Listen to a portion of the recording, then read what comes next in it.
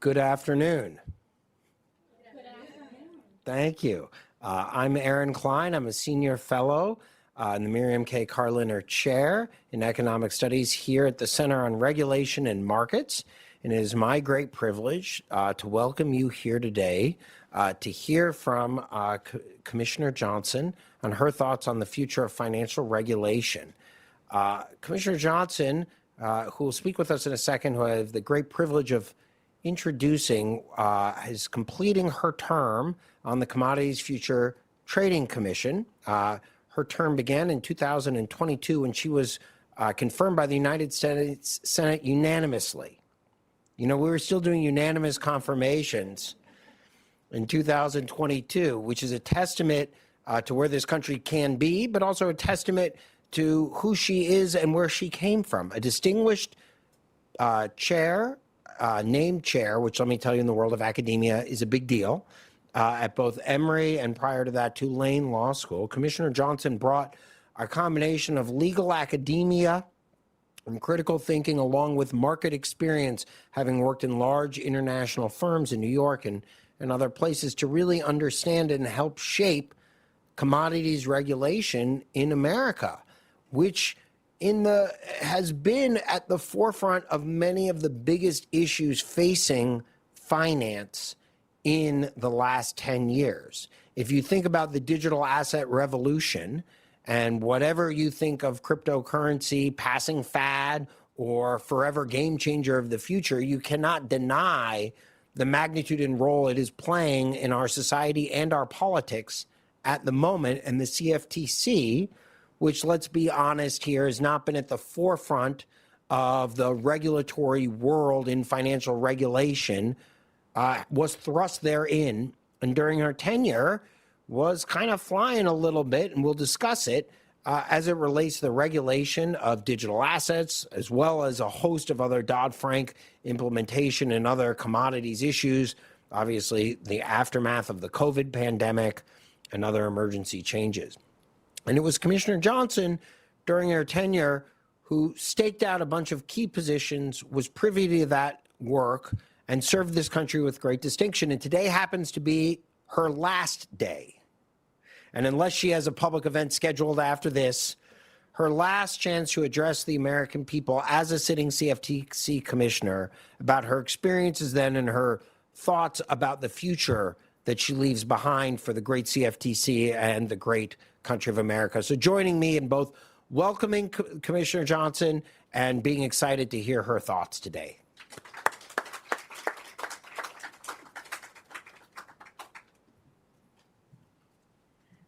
so very much. Thanks, Erin. So very much. Very kind of you to have me. It is my last day at the commission, which I think almost means I can kind of just give my speech and not offer all the disclaimers that come ahead of my speaking, typically as a commissioner. These thoughts will definitely be my own, so you need not worry that they are anyone else's. But more importantly, I do agree. I feel the freedom of speaking again as an academic nearing as the clock ticks toward 5 p.m. And so let me share just the last few high-level reflections from my time at the CFTC. And then I'd love to chat with you, Erin, and then I believe Erin has agreed that we'll open the floor for questions from you all as well. There is no better place to close out my tenure as a commissioner at the CFTC than here at Brookings and thinking through a conversation on the future of financial regulation. It's a privilege to be here because Brookings has demonstrated an unparalleled commitment to convening stakeholders and the public to explore significant questions such as, what does the future of financial markets look like?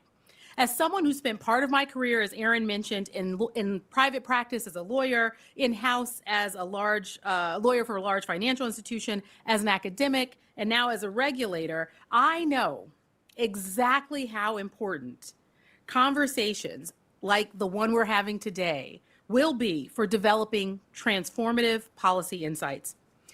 We gather at a critical moment in the history of our nation and a unique time in the evolution of financial markets and the role of financial markets regulation. It has never been more important for the public to engage and have a voice in financial markets regulation. The decisions that Congress and regulators will make in the next few years will shape our national economy, the global economy, and the role of the United States in the global economy for generations to come. Simply stated, the stakes are high. And if I only have one piece of advice or wisdom to share, it would be the following. Get it right. Measure twice, cut once. Deciding the course of financial markets and financial markets regulation simply requires remembering why we regulate financial markets. We regulate because consequences can be catastrophic if we fail to regulate well.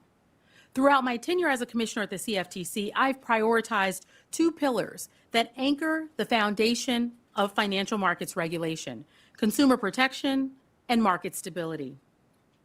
Some may try to challenge the notion that these values work together, and some may argue that sustainable growth and consumer protection are inherently in tension, at odds, or mutually exclusive.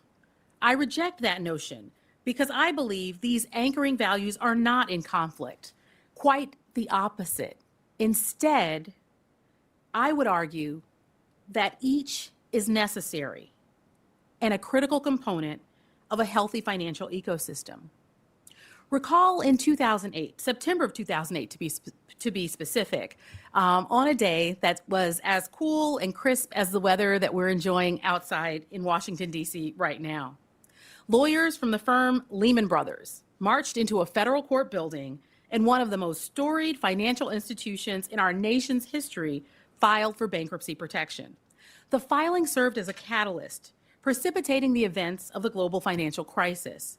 According to the New York Fed, around the same time, in September 2008, the Federal Reserve extended credit to AIG to preserve the stability of an already fragile U.S. financial markets ecosystem and to protect taxpayers from the potentially devastating consequences of the company's disorderly failure. From that initial intervention, the New York Fed and the U.S. Department of Treasury worked to stabilize AIG and to ensure that the company no longer posed a systemic risk to ensure taxpayer assistance was repaid. A little over a decade later, on a similar fall day in the fall of 2022, after cascading losses and multiple collapsed crypto firms unfolded in the public media, lawyers for FTX marched into a federal court building seeking bankruptcy protection.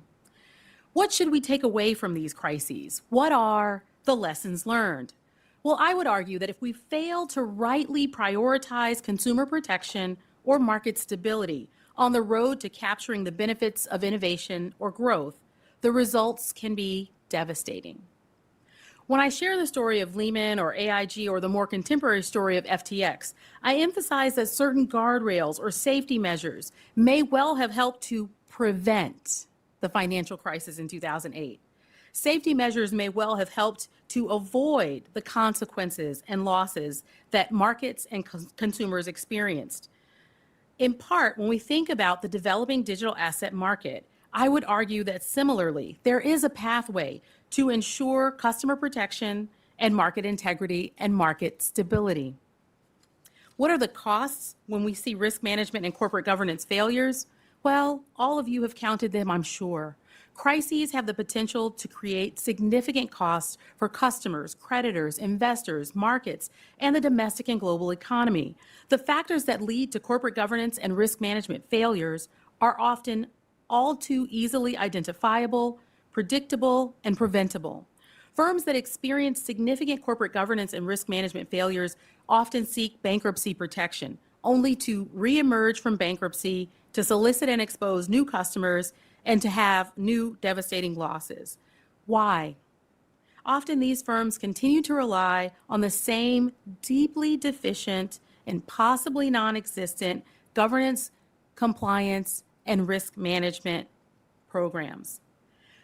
Unfortunately, unless these firms learn from their experience and adopt a culture of compliance that effectively alters behavior and closes gaps in risk management and corporate governance, we can find that they will be repeating the same cycles over and over. For almost a decade, but with increasing frequency in recent years, media headlines have repeatedly highlighted weekly, almost daily, a cautionary tale. These cautionary tales woven together create a common set of threads. We've seen this movie or experienced this bankruptcy before. Picture it. An almost 30-year-old CEO launches an international crypto exchange. Within a few years, the founder and the exchange have achieved crypto celebrity status. At its peak, the exchange captures significant market share, processing a sizable percentage of global coin or token transactions.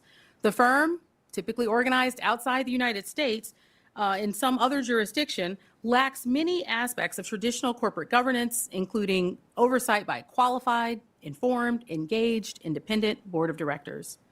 The corporate governance and compliance systems all too often fail to include effective anti-money laundering and know your customer program protections. There may also be missing conflicts of interest policies that typically would prohibit, if not limit, certain types of transactions, like self-serving loans.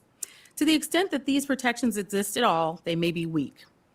Like lightning striking in an instant, the exchange suspends trading, shutters the windows for withdrawals, suspends traffic on the website, and files for bankruptcy protection, leaving customers infuriated, investors stunned, and creditors scrambling in a foot race to the courthouse. Interconnectedness among firms in a fragile ecosystem can also trigger a series of collapses.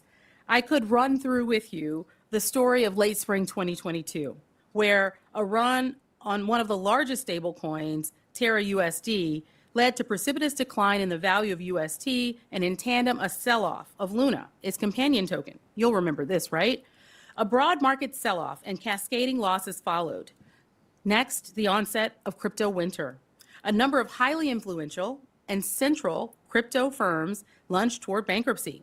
They included Three Arrows Capital, a Singapore-based crypto hedge fund, defaulted on its loan to crypto lender Voyager Digital. On July 1st, 2022, less than a week after the default of 3AC, Voyager 2 filed for bankruptcy, but only after halting trades, deposits, and withdrawals, and infuriating customers. Shortly thereafter, Celsius Network, and the list goes on, to include by November, FTX and BlockFi. A week after FTX filed for bankruptcy in 2022, I delivered a keynote address at the annual meeting of the Chicago Federal Reserve Bank Financial Markets Group. I emphasize the need for proactive adoption of internal governance and risk management measures. I encourage the adoption of Know Your Customer and customer identification programs, financial resource requirements, limitations on the use and treatment of customer funds, internal controls, conflict of interest policies, all designed to address transactions with affiliates.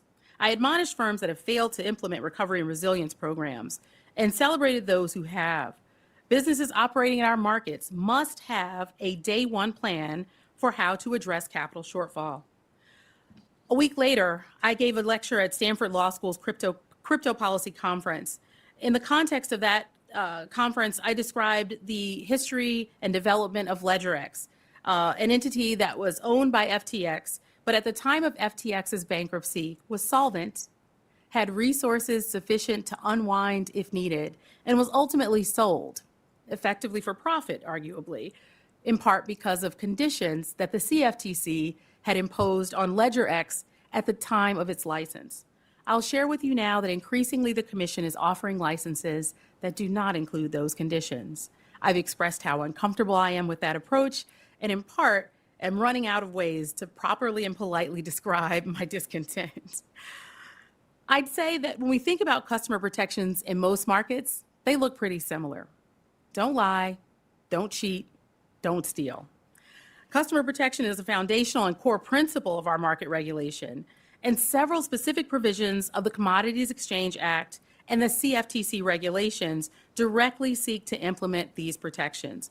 I could describe for you at length Section 4D, A2 of the CEA that describes an obligation for intermediaries to segregate all of the house money from customer funds. This is to ensure that in the event of a liquidity crisis, customer funds are preserved for customers.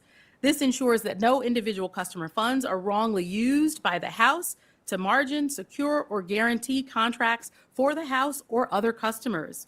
Further, that same section prohibits intermediaries from using deposited funds to extend credit to any person other than the customer to whom those funds belong. Many of you who are in this room are deeply familiar with the fact that many of these regulations grew out of the failure of MF Global and Peregrine Financial Group. After those two failures, the Commission thoughtfully and meticulously supplemented protections and embedded those protections in Regulations 1.0 through 1.3 and 1.32. I mention them to you today because there are a few hard truths that we really need to face. One of them is that all of the regulation I've just described to you may not be applicable to every form of entity that the CFTC licenses. In other words, there are pathways to avoid those customer protections. It's imperative that the Commission close those pathways and ensure that customer protections for one group of customers are available for all customers. I'd also note that governance and risk management failures can lead to crises. Individual firm governance and risk management failures can trigger liquidity crises for those firms and for other firms in the ecosystem. I'd also note that apart from undermining the reputational integrity of the industry and fueling cries for harsh regulation and legislative action, these failures also impose costs that fall disproportionately on customers. In my final months at the Commission, we've also witnessed a surge in new applications, not just the crypto friends or crypto bros. This group of registered market participants and emerging firms are focused on prediction markets. These prediction markets or prediction market contracts enable investors or customers to take a position on everything from whether U.S. elections will go in one direction or another to whether Michigan will take New Mexico in the season opener in Ann Arbor. Fortunately, because I'm an alumna of the law school, I will admit I was glad to see that Michigan did take New Mexico and secure the win last weekend. Whether or not you should be allowed to take a position on it in the context of a contract, I think is something we should definitely discuss. I'm disappointed, deeply disappointed, that during my time at the Commission, we were not able to successfully advance a final rule that addressed the introduction of political event contracts in our markets, or at least the flourishing of these contracts. Activity in markets in most recent months underscores my concerns and the concerns of others about prediction markets. As of today, we have too few guardrails and too little visibility into the prediction market landscape. Because the target audience for these contracts may well be retail customers, and because we see market participants marching down a path to offer leveraged margin prediction contracts to retail investors, I believe there is urgent need for the Commission to express in a clear voice our expectations regarding these contracts. A bipartisan group of members of Congress has indicated to the CFTC that they believe we should not be the police for election contracts. These members of Congress have also expressed concerns about betting on the outcomes of Democratic elections. I share their concerns. There are a number of legal questions surrounding these contracts, asking whether or not the Commission, perhaps, in my opinion, should use a rulemaking process to embed a notice and comment period, or at least the obligations associated with transparency related to the notice and comment process, to create effective regulation to address these questions. Finally, a new rent or buy my license series of activities has sprang up in derivatives markets. It's booming in the prediction market space specifically.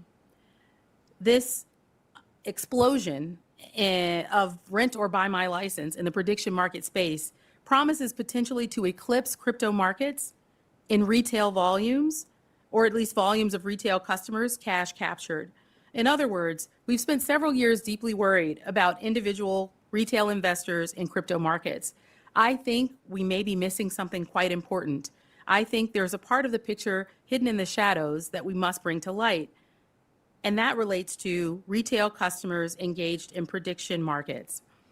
The Commission has recently witnessed a number of newly created and legacy firms seeking licenses to offer event contracts.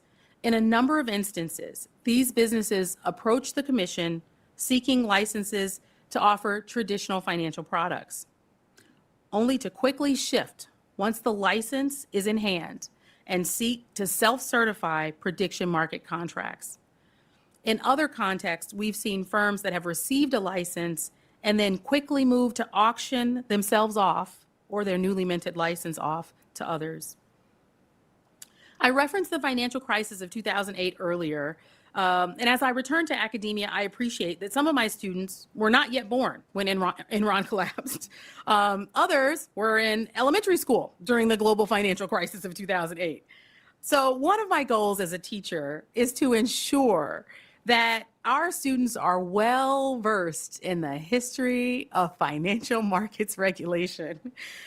I want to ensure that they understand my personal commitment to never let a good crisis go to waste. To that end, during my time at the Commission, I've worked diligently to ensure that we advance our understanding of innovation and cutting-edge technologies that have the potential to disrupt markets and create systemic risk concerns. While I focus in my comments here on cyber threats, I've regularly advocated for financial market regulators to think critically about operational resilience, third-party risk management, concentration risks, and other concerns.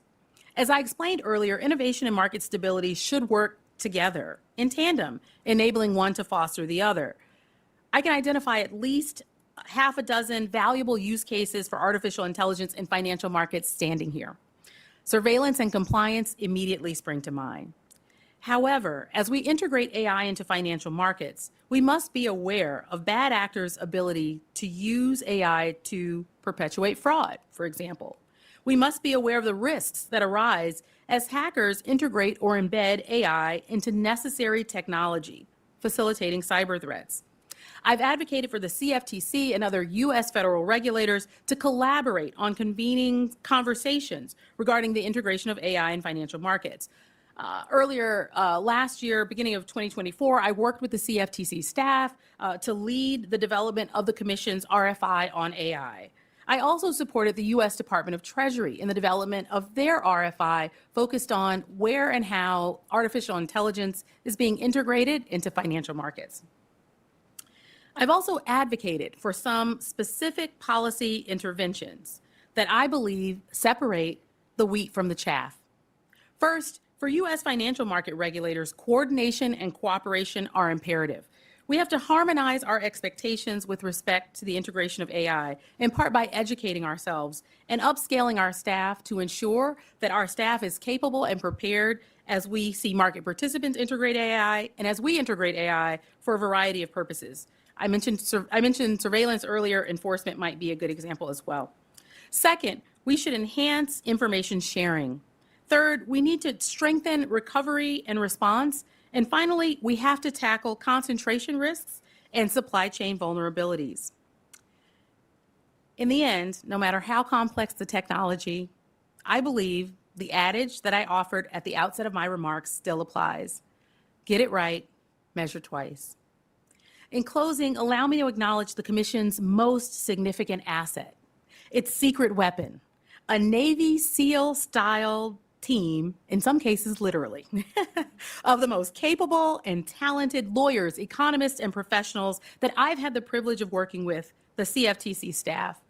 In a moment in time when it is easy to forget, it was the CFTC Commission staff that worked around the clock during the financial crisis to help get our markets back on track, to help build a blueprint for a regulatory framework that has stood the test of not only a global pandemic, but a number of significant geopolitical events. Facing these issues alongside persistent inflation, our markets have demonstrated resilience. I credit our markets' resilience, at least in part, to the regulatory reform that followed the financial crisis in 2008 and the individuals who built those reforms by hand. I'm deeply grateful to President Biden and to the many senators who supported me during my confirmation process. Thanks, Aaron, for acknowledging they were not only supportive but unanimously agreed that I and the panel of commissioners that joined me at the CFTC in March 2022 should cross the line. I'm also grateful to those who supported my nomination to join the Department of Treasury. And as I close, and in a very emotional note, I'm tremendously thankful to everyone in my village. These folks include good friends who made tremendous sacrifices to support my work in public service. I believe that public service is a gift, both for the person who has the opportunity to serve and for the community that receives that service. I'm overwhelmed with gratitude, and I'm hopeful that I made you proud. Thanks, Aaron.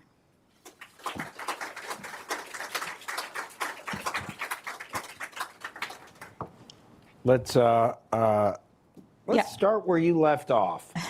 I felt a call to service and public service when I was a teenager in my community in Silver Spring, Maryland, and I am fond of noting that words matter. Yes. And the only two occupations that I've ever heard people have a calling for is public service and the priest or religious guy. I've never heard I had a call to be an investment banker. I heard a calling.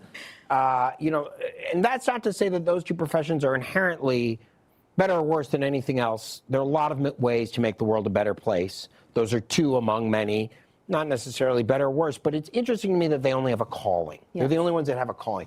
The people who work at the commission, many of whom are true public servants who saw a call to public service. And your decision to end on that moment, which was emotional for me, and I think it looked like for you too, begs the question of this moment in time, where there have been major cuts at the CFTC, consistent with a broader denigration of public service across the administration. What do you think those cuts mean for the future of regulation at the CFTC? So I think this is an important question. I can only emphasize that the CFTC is one of the smaller financial market regulators. So we began with a tiny demographic or population in terms of our workforce, and we punch above our weight without question. Over the course of the last several months, we have lost a significant percentage of our workforce. And we've lost a significant percentage of our workforce when we think carefully about sort of where the numbers have diminished in the enforcement space, if I'm to be completely honest, and other spaces where our role is critical. I said we don't want to be the election police, but we are the cop on the beat in terms of derivatives markets. There is no other. And so in order to bring cases that successfully move from the investigation stages to early litigation to settlement or resolution through court process, we have to have highly skilled and trained professionals who are capable both in managing the litigation elements of that of those cases, but also who are deeply steeped in knowledge about how derivatives markets work.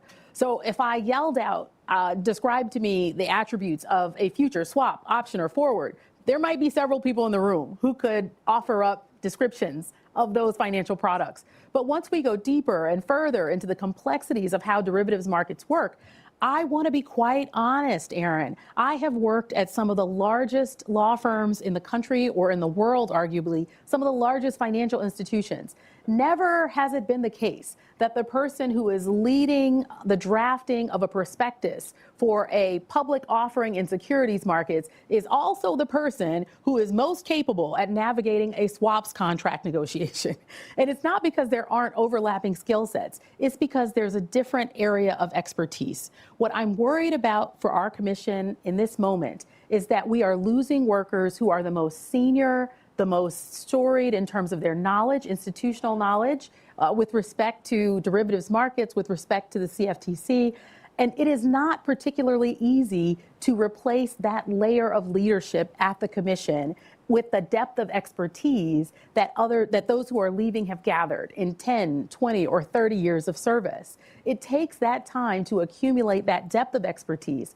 And if we are to be missing that senior layer of leadership, I think our markets might bear the cost. Well, I mean, are we defunding the police? I mean, you use the police analogy. I mean, it sounds to me like you're, and the jurisdiction of the CFTC has grown as you talk about political markets and crypto.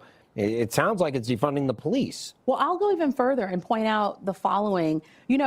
Government has historically been a place where junior lawyers take on great responsibility and have a fantastic opportunity to develop skills and expertise. It has been a training ground often for some of the most senior lawyers, litigators, and transactional lawyers in our country.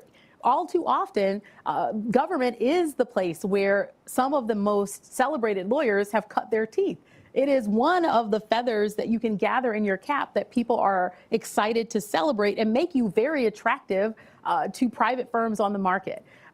What I want to propose here is that I'm concerned that in thinning that layer of leadership, the senior folks at our commission, but maybe at other commissions or financial market regulators, makes it harder for us to successfully train the next level of exceptionally capable public and private sector lawyers that would lead our nation in developing financial markets regulation and financial market products. Because I'm speaking now not just about having an exceptionally long tenure at the CFTC. I'm speaking of the lawyers who have spent time at the CFTC or other federal agencies and gone on to the private sector to be critical components in the success of the largest financial institutions as general counsel or service in general counsel's offices, or have gone on in private practice to support those businesses as outside counsel.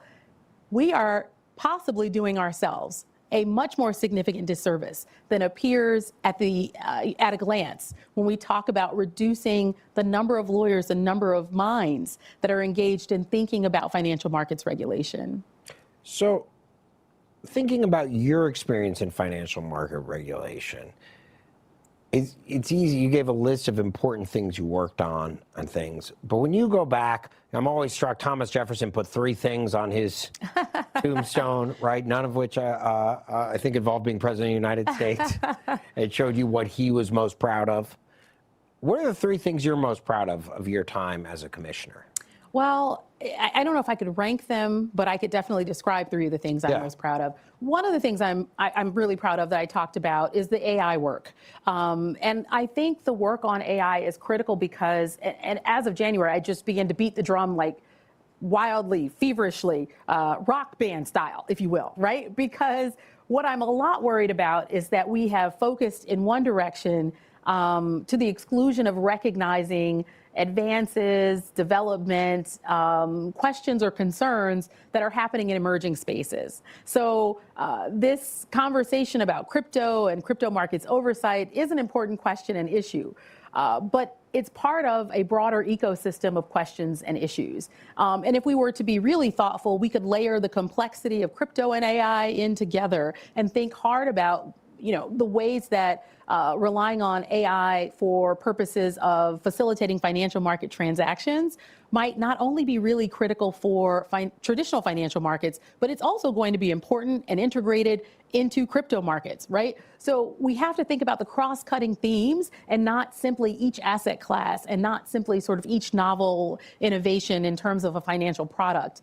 We also have to keep our eye on that systemic risk ball at all times. I think one of the major concerns I have about the current moment in time is that we're all slightly distracted.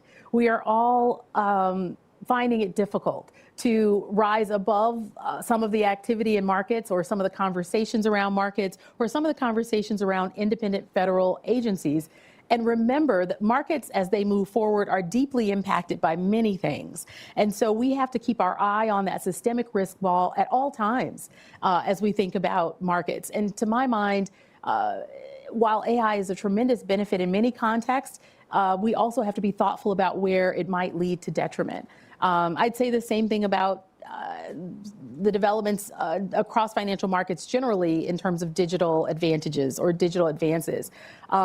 And the potential that cyber threats are made easier now that everything is digitized, and therefore might be a bigger threat than we had calculated for as of the last financial crisis, right? So I don't want us to look back at the last crisis and misperceive what the threat is. And I also don't want us to be so distracted in this moment that we walk into the trap of a new crisis when, again, as I said from the podium, all too often there are some predictions, there are some moments that we can look to and foresee where threats might be coming from. So AI is something I'm tremendously proud of. Yeah. Before we go to 2. Yep.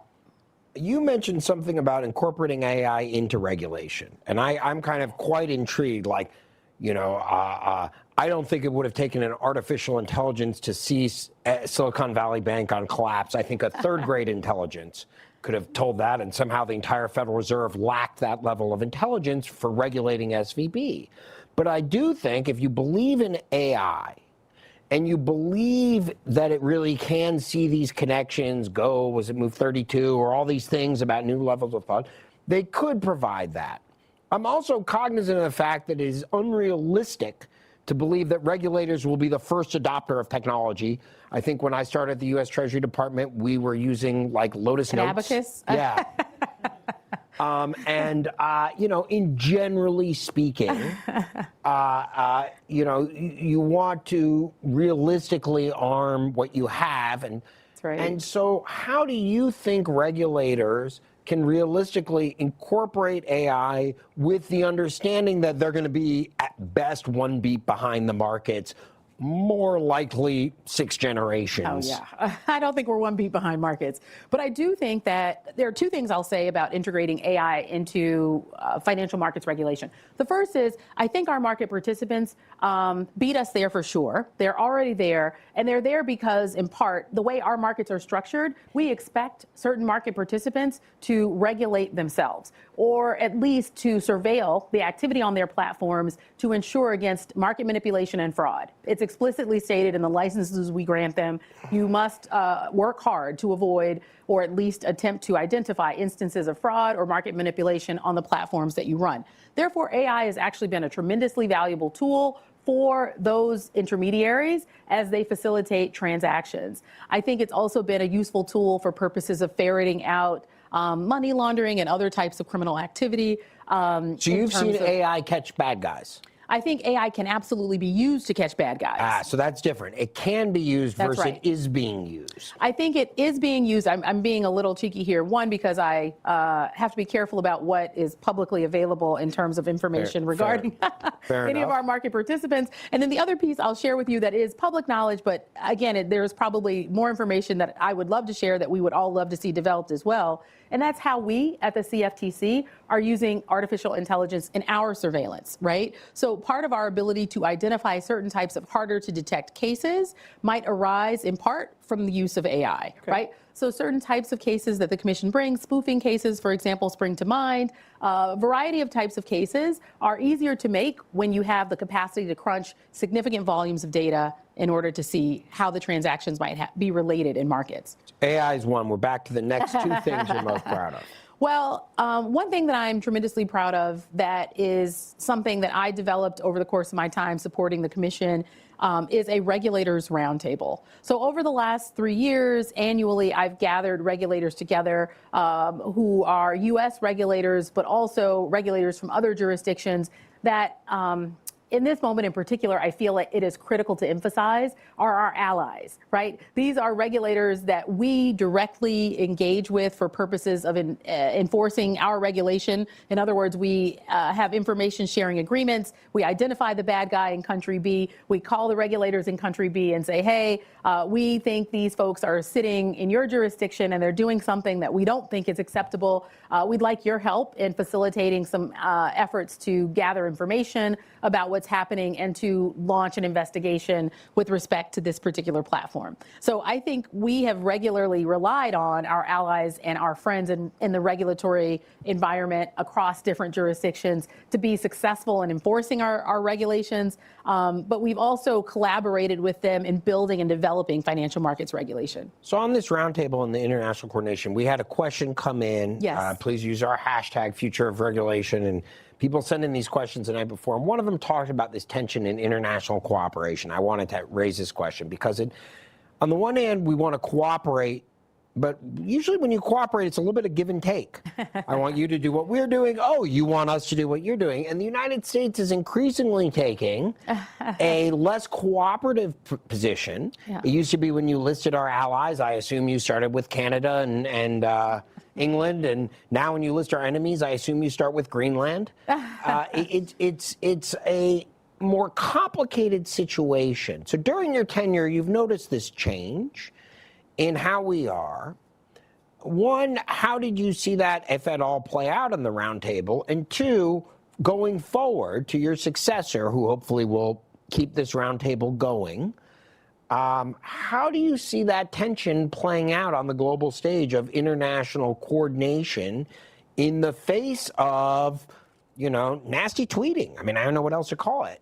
So I think this is a fair question. One thing I want to point out here is that our market participants are global in the sense that we have a number of U.S.-based financial market participants, those who are organized in the United States, whose activities are largely in the United States. And for those entities, I think our oversight is obvious. But I also want to point out that we create regulation and rules that would also govern entities organized outside the United States that are facilitating transactions, facilitating engagement with U.S. and non-U.S. market participants. I think this is really important, Aaron, to the point you raise in the moment, because we are at a crossroads where I think as a nation, we're signaling to others or indicating to other jurisdictions what our position is, what our perspective is about the regulations that they've developed or our willingness to cooperate with them, as you've described, to either develop regulation or to engage in enforcement. In fact, there is something even more baseline that's sort of brewing at our commission in the current moment that really does ask a hard question about something you've hinted at, which is sort of more protectionist-oriented policies. In my opinion, and our acting chair has raised at least this particular issue that's pending before the commission, and that will likely be pending when I leave the commission. I'm not someone who would usually share that kind of information, but I will explain why. My perspective on the specific issue that's before our commission is that it really should be subject to a rulemaking process. So we at the Commission have many ways to speak to the broader community. One of them is explicitly through a rulemaking process. I think the rulemaking process is critical, and it's a cornerstone of our democratic institutions, and particularly of a democratic bipartisan commission, because it invites notice and comment. It invites comment. It creates notice, invites comment for market participants, for public interest advocates, for the general public to express their perspectives about how our rules work and operate, and how we engage or don't engage with other jurisdictions or market participants in other jurisdictions. And so for this particular matter, while I think it's a really important question, I don't think it's a question that, and I guess I should have led with this, that there are two of us now, one acting chair in the majority and myself as a minority commissioner at our commission, right? I think this is a question that really begs a broader conversation. And I even think what you're describing in terms of our engagement with other jurisdictions, there are lots of questions and too few answers right now regarding how this administration might proceed with those questions. What I've tried to do up through last week or last month was to sort of continue to engage with those I think that we have been aligned with or simpatico with in terms of our regulatory framework, and those who are actively engaged in our markets or support market participants who are actively engaged in our markets. So I'm not sure where the administration will expressly go. I don't know that there's been an explicit perspective, but I do know that we're sitting with a matter before us that really does ask those hard questions that you presented. And I think those hard questions deserve good answers, and those good answers can only come from being transparent, from having a bipartisan commission that is, I would argue, fully staffed. We worked as a commission of 5 commissioners in the previous administration. It would be optimal, right, if we saw some nominations for commissioners for our commission. Right. So let's talk about that for a second, because when you leave, there'll be a commission of 1. There will be a commission of 1. The Supreme Court, in invalidating the constitutionality of the director of FHFA and the director of the CFPB, 2 laws, full disclosure, I helped write when I was in the U.S. Senate Banking Committee staff, laws that were signed by presidents of both parties that had votes of members of both parties. And the Supreme Court created some fictional theory distinction nowhere found in the Constitution that these originalists purport to believe in, distinguishing between single agency heads and multi-member bipartisan commissions. It becomes very difficult to call your commission a multi-member bipartisan commission when there's 1 member. This is true. The same thing is true in the National Credit Union Administration at this moment. One of your predecessors who spoke before here was fired, reinstated by the courts, so I could say illegally fired. Now the courts have just not instated them for the moment. And so while this works out, there's another multi-member agency. There's been nothing explicit said that no Democrats will be nominated for any of the minority positions yet. That seems to be the zeitgeist throughout town. You worked with Republicans who are in the minority. What do you see as the benefits to not having minority members in a commission? What are the drawbacks, and what is this a good or a bad thing if this is the future of multi-member commissions, that it's just vacancies? So let me just say, I have grave reservations about interference with the work of multi-member independent agencies. And I'm going to go back to a very specific moment related to an example I offered in the remarks. And that is, ahead of the financial crisis in 2008, Congress considered whether or not the CFTC should have jurisdiction over the OTC swaps markets. And in the context of thinking through that question, a former chair for the CFTC, Brooks Lee-Born, said this is a question that we should investigate. And simply by sort of acknowledging that it was worth looking into this question, she found herself at the center of a firestorm. And I think it really illustrates, because if we follow the thread through, the very thing she thought we should investigate led to a global financial crisis, right? And I think— Which Fed Chairman Greenspan told her not to investigate, and had so much political power. Like many things he quashed, like the requirement to put out subprime mortgage regulations, which Congress put on the Fed in 1994, and they never did till 2007, quashed. Because you're a small agency and the Fed has a $6 billion budget And, I think more economists than you have entire staff. Yes, they probably have more economists than we have entire staff. Right, they squashed Brooksley Born like a bug, and calamity ensued.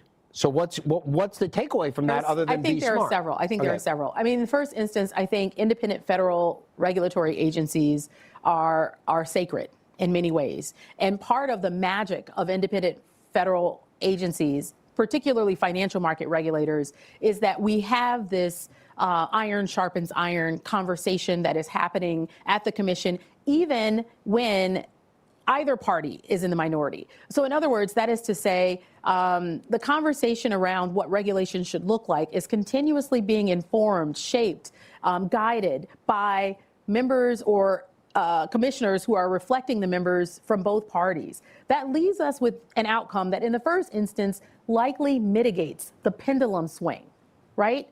We will not go from administration to administration watching regulation shift far in one direction and far in the opposite direction. A kind of outcome that costs businesses money as they try to comply with the ever-shifting regulatory landscape. It could potentially create those types of crises that we've talked about that really create catastrophic consequences, potentially, not just for markets, but for consumers and taxpayers, or investors and taxpayers. And so ideally, what happens when you have a bipartisan commission, noting that one party is in the minority, is that you still likely have outcomes in terms of regulatory design, regulatory decisions that are reflective of the values that either party might emphasize or that any of the commissioners might seek to bring forward. That was my experience serving as a member of the majority on a 5-panel commission, a bipartisan commission at the CFTC. In the current moment, we do not have exactly that at all. It's quite different in large part because in the first instance, to be fair, the Sunshine Act prohibits my directly engaging with our acting chair on substantive issues. We are not allowed to sit and deliberate together except in instances where we are deliberating in a public meeting or deliberating in a closed commission meeting. The closed commission meetings historically have been reserved for resolution of enforcement matters. We use those private spaces where the commissioners express their concerns or questions to the staff and to one another to help identify and land on the right outcomes in enforcement cases. I'm really disturbed to have discovered recently that information from closed commission meeting transcripts has been shared outside the commission. It's something that I never would have expected to happen, and I'm disheartened beyond measure that that is a kind of thing that could happen at our commission. And I'm really hopeful that we have some resolution as to how it has come to pass. I've raised that question. I'm hopeful that we have some resolution. The closed commission The Fed needed to call in the FBI to catch their leaker because they couldn't find it. It was the president of the Bank of Richmond. Do you guys need to call in the FBI? I will leave that in the current moment to our acting chair, particularly because I guess I'm minutes away from departure.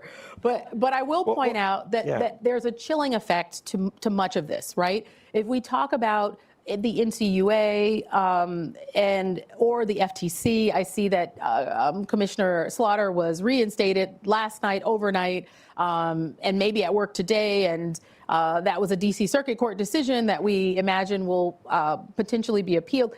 All of this creating a lot of uncertainty for not just the individuals who are appointed individuals. I am very grateful and take to heart that however difficult this might have been for me, the last several months of service and some uncertainty, hundreds of people at the CFTC are coming to work every day with tremendous uncertainty around what will happen next for them in the context of their employment, how they will pay mortgages, how they will provide food or pay rent, or be able to take care of other responsibilities they've taken on carefully after measured thoughtfulness and carefulness in budgeting, and with the presumption that they would continue to be employed because they're doing the work they've been asked to do that's consistent with the mission of the commission, and they're executing it effectively, right? Never would they have imagined this nightmare of summarily being, sort of asked to leave. So I want to turn to the audience, but before I turn, everybody start thinking of good questions because we're not going to have time for too many. What's the you've started to raise on issues the commission is going to face on your departure. That's right. what's the single biggest one, and what's your advice to whichever commissioner succeed you in your seat, or the one that's still there acting, or there's a lot of, debate about the potential nomination of a chairman who I think has been Well, he's nominated, and we're nominated, but pending a committee and maybe pending a withdrawal. Rumors in the press circulate. What's the biggest issue the commission's going to face in the next 5 years, and what's your advice to them? So I want to say just a little bit about the crypto markets, because my speech was really about governance and risk management that I believe are critical. It's a critical framework. These are critical regulations or reforms that should exist in all markets. But I didn't say a lot about who should regulate crypto markets. And I've generally shied away from directly discussing this in public spaces in light of the fact that I really strongly believe the commission as an independent agency should defer to Congress, and Congress is the authority that should decide how financial market regulation or oversight is effectively divided or allocated among existing financial market regulators. Very recently, a number of announcements have gone out describing what the CFTC's jurisdiction might be with respect to explicitly the spot markets for cryptocurrency. I think one of the first things I teach my students in securities regulations every year is the definition of a security under Section 2A1 of the Securities Act of 1933. And I teach that definition largely because it exempts out certain types of transactions from essentially what would otherwise be the Commodity Exchange Act sort of oversight or reach for those same assets potentially as commodities. When we think about what Congress intended the jurisdiction of the CFTC to be, and when we look at the actual statutory text of the Commodities Exchange Act, it's quite clear that the Commission has not historically exercised, under the current language of our statute, spot market jurisdiction over any asset class. We don't have spot market jurisdiction over crude oil, petroleum, natural gas, corn, pork bellies, cattle. Name a commodity for which there are many derivatives contracts traded every day in the world, hard red wheat. We don't directly oversee the market for the underlying assets. We do exercise authority over derivatives contracts. If we're going to exercise spot market authority over any asset class, I believe Congress must explicitly grant the Commission that authority. And when granting that authority, everything I said earlier applies. Congress should bring forward all of the regulatory reforms and developments that we've carefully articulated and carefully integrated in our oversight, and that the SEC has integrated in their oversight over the last nearly 100 years, right? And so I share that because in the next several weeks, if not the next few months, Congress will turn to deciding who should exercise authority over certain types of assets. And they will be faced with the limitations and the definitions of security and commodity for each of the statutes, with one Supreme Court decision, SEC versus Howey, and with the realities of the limitations of each of the commissions as they're currently staffed. This is back to the earlier point. To the extent the CFTC is taking on new or additional jurisdictional authority, resources by way of human resources and additional resources, the AI that we talked about earlier or other technologies, should be immediately made available to the Commission staff, and there should be advocacy by the commissioners to ensure that there is an adequate representation at the Commission level. So to your point about nominations regarding Dem or Republican commissioners, at this point, our Commission is probably in need of both. So the idea that we should have effective representation at the top in leadership at the Commission, but also sufficient resources throughout to effectively execute on any mission that Congress gives us. That's one of the most critical things I would share it must be on the agenda for the Commission in the next several years to come. Excellent. Great. Well, let's, Justin, and let's try to be fast on these because we could talk all day. Thank you. You hit on my question right at the end there, which is about staffing. And Aaron and I worked together years ago on a project where we suggested the CFTC should have independent funding. Still believe that. But let's say the Clarity Act or some version of that passes, gives a lot of new work to the CFTC, and you don't get additional resources, which also seems like a reasonable bet. What are you concerned about that will get lost, where the holes will crop up if you have to do all that extra work with the same staff? What in the existing work will get lost? And then what are you also worried about on the digital asset side that you may miss? So let me just begin with the rulemaking process. So any additional jurisdiction or any broader remit or mandate for the CFTC with respect to, for example, cryptocurrency would require the commission to engage in the rulemaking process. So, traditionally in the rulemaking process, a proposed rule comes forward after consultation and engagement across industry, through the halls of Congress, and with some discussion at the commission, both at the commissioner level and at the staff level. And so whatever the proposed rule is, it's later refined, right? It's refined in part through comments that we receive externally, but also through deep engagement, that can be pretty spirited among the commissioners themselves. I don't know how we find a substitute for that if we're working from a place where there are not a sufficient number of commissioners to actually facilitate that kind of debate. And that kind of debate could, in some context, even arise if we were looking at a multi-member panel, but not necessarily a sufficiently diverse panel. So a panel where, for example, now you have the SEC, 3 majority commissioners, 1 minority commissioner. There are many ways that we could get some debate and discussion emerging.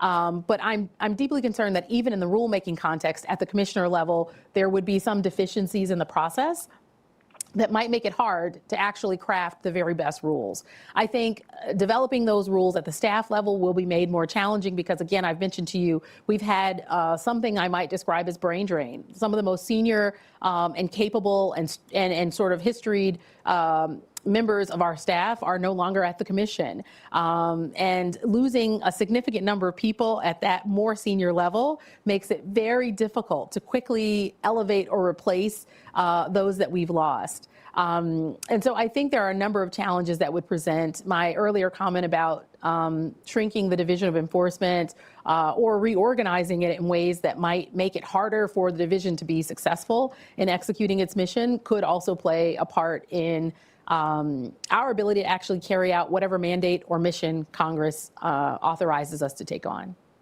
Okay. Gentlemen, yes, I'm in favor of people in pink shirts. Hi. Kind of continuing off of the past question, as we've seen coming from Congress and also from recent statements from the SEC and the CFTC, the trend definitely is going towards a joint regulatory regime. And it seems that the CFTC will be bearing the brunt of many of these regulations. Do you think this is coming from just an interpretation of digital assets as not being your traditional security or investment contract? And so it would be inappropriate to regulate this under the SEC, or do you see some sort of regulatory capture or some other reason for why they're almost being treated as a they are novel, but they're getting sort of a special treatment in some ways? This is a great question, in part because I think a lot of the conversation I'm hearing when I put my ear to the ground and engage with the crypto industry more recently, and the broader digital asset ecosystem, I would say, particularly because with the Genius Act having passed, the stablecoin community, I think, is moving in some ways that the digital asset community is not yet completely liberated to move in the absence of legislation. There's a lot of conversation around consolidation in the industry. There's a lot of conversation around what crypto coins or tokens or cryptocurrency looks like as the stablecoin market matures and grows.